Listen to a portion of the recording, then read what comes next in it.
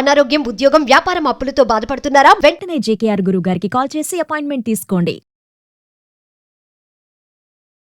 So Ram గారు, మనం నార్మల్గా ఆలోచిస్తున్నప్పుడు కొంతమంది ఏంటంటే ఫ్రెండ్స్ సర్కిల్లోనే ఏదైనా ఫైనాన్షియల్ హెల్ప్ అడిగినప్పుడు కానీ, లేదంటే ఏదైనా ఎక్కడికైనా వెళ్దాం అని అనుకుంటారు, అరే రారా అని సరదాగా పిలిచినా కానీ ఆ టైంకి వాడు మేకప్ అవ్వలేకపోయినా ఏదో వేరే పని ఉన్నా కానీ, చూడు వాడి పనులకు మాత్రం మనల్ని యూజ్ చేసుకుంటారు, మన పనులకు మాత్రం రాడు అని వాళ్ళు జనరల్గా లైక్ ఒక జడ్జ్మెంట్ అనేది పాస్ చేసేస్తూ ఉంటారు. అండ్ ఫైనాన్షియల్కి వచ్చినప్పటికి కూడా ఎవరు చూడు ఫైనాన్షియల్ హెల్ప్ అడిగినా ఇలా తప్పించుకుంటారు అని అంటూ ఉంటారు. సో అప్పుడు ఏంటంటే వాళ్ళకి ఏమనిపిస్తుంది, నా గురించి ఎవరు ఐ మీన్ లైక్ నేను ఇంత అదిగా ఉన్నాను, నా ఫ్రెండ్ అయ్యుండి కూడా నా గురించి ఆలోచించట్లేదు అని అనుకుంటూ ఉంటారు. So how does you explain on this? So ఇక్కడండి ఒకటి గుర్తుపెట్టుకోవాల్సింది ఏంటంటే, నా అవసరం ఇంకొకరికి అనవసరం.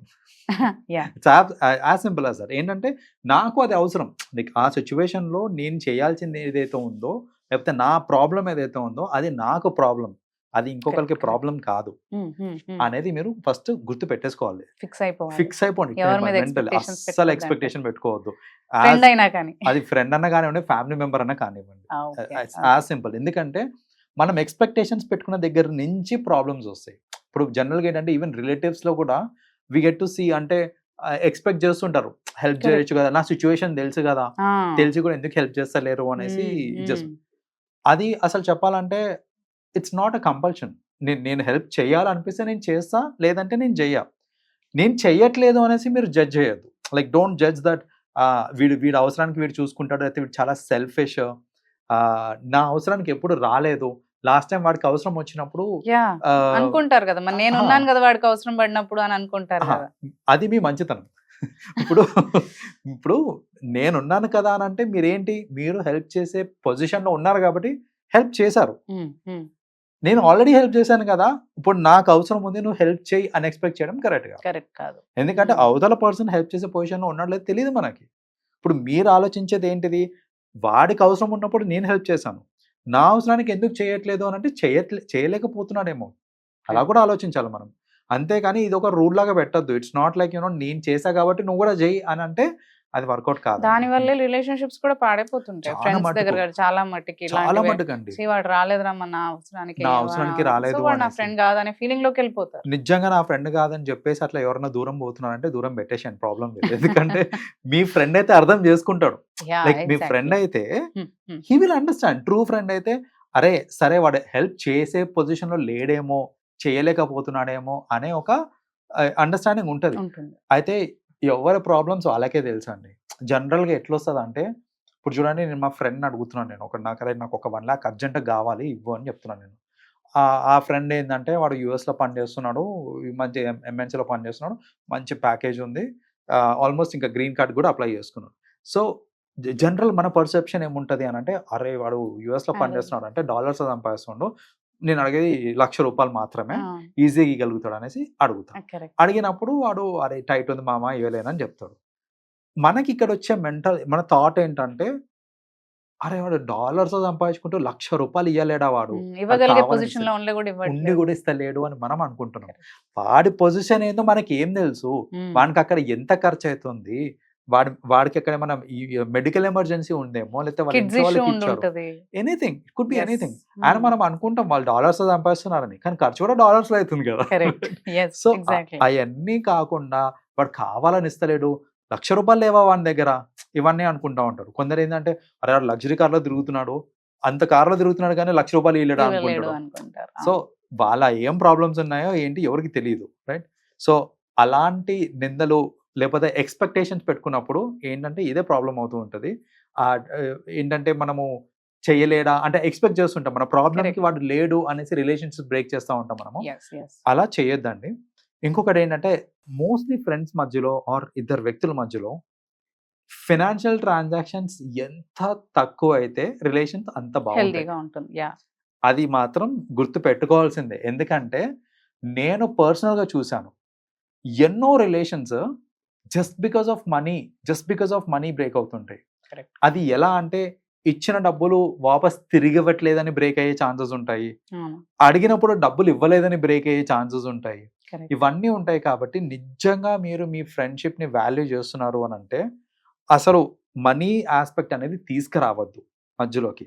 లేదు ఇంకా వర్స్ట్ కేసు పొజిషన్ అసలు బాగాలేదు, నేను మనీ మ్యాటర్ అంటే తీసుకొని రావాల్సిందే తప్పదు అని అనుకున్నప్పుడు ప్రస్తావన తీసుకురండి.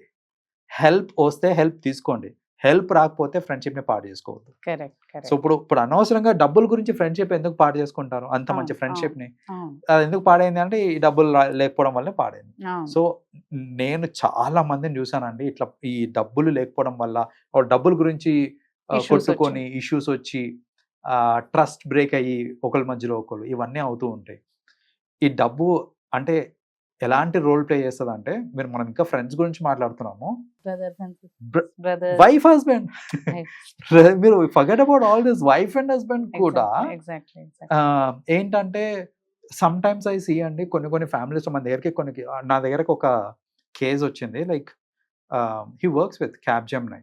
ఓకే క్యాబ్ జెమినైలో వర్క్ చేస్తారు. I don't want to reveal the name of the person. అతని ప్యాకేజ్ వచ్చేసి almost 1.5 lakhs per annum. Okay అతని శాలరీ పడిన తర్వాత అతని అకౌంట్ నుంచి మొత్తం ఎవ్రీథింగ్ వాళ్ళ వైఫ్ అకౌంట్కి ట్రాన్స్ఫర్ అయిపోతుంది. Money Okay. మొత్తం ట్రాన్స్ఫర్ అయిపోయిన తర్వాత ఇతనికి మంత్లీ 2000 పాకెట్ మనీ వస్తుంది ఫ్రమ్ వైఫ్. అంటే just imagine the frustration that he goes through. చిన్నప్పుడు అంతా డాడీని Daddy. అడగాలి, రైట్? ఎగ్జాక్ట్ పెద్ద అయినాక ఇప్పుడు పిల్లంని అడగాలి, నిన్నేం చేస్తున్నావు రూపాయి లెక్క చెప్పాలి నేను. 2000 ఏ మూలకు వస్తాయండి? That's and this is one ఒక dinner కి వెళ్తే ఒక అయిపోతాయి. డిన్నర్కి వెళ్తే అయిపోతుంది. లేదు నాకు బియాండ్ దట్ కావాలి అంటే లెక్క చెప్పాలి. ఫస్ట్ నేను ఆ 2000 ఏం చేశానో లెక్క చేశాను? చెప్పాలి.